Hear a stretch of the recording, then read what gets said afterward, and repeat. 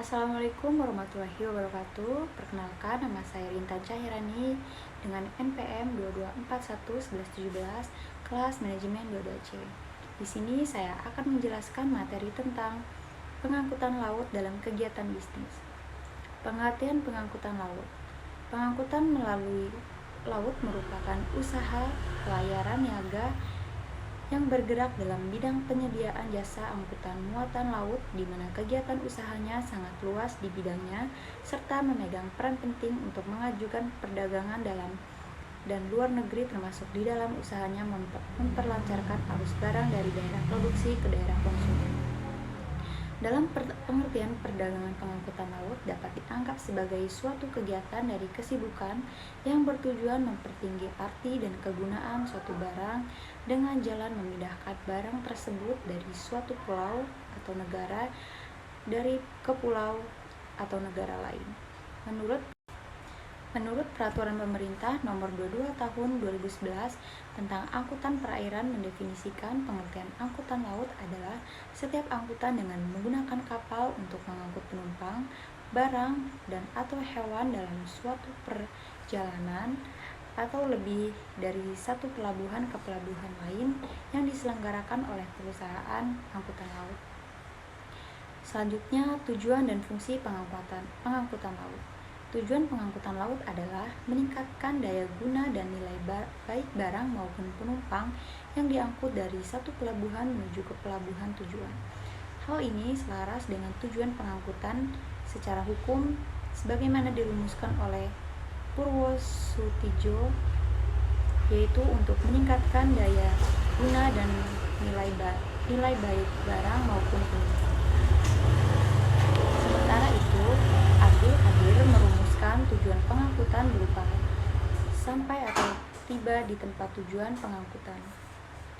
Sampai atau tiba di tempat tujuan yang ditentukan dengan selamat dan biaya pengangkutan lunas.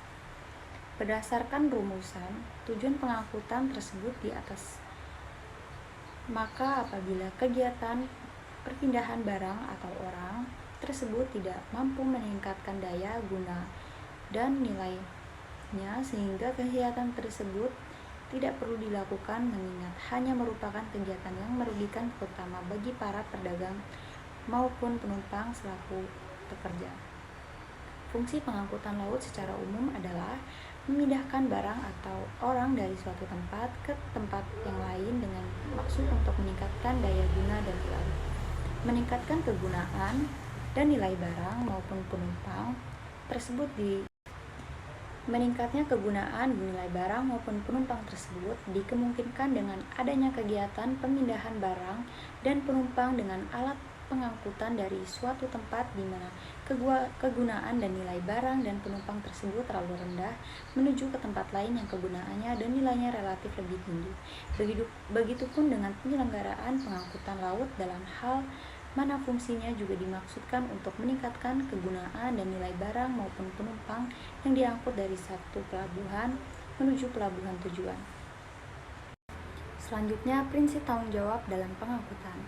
Menurut Saifullah Wiradapraja, dalam bukunya Abdul Qadir mengemukakan setidaknya ada 3 prinsip tanggung jawab pengangkutan dalam hukum pengangkutan, yaitu sebagai berikut. Yang pertama, prinsip tanggung jawab berdasarkan kesalahan.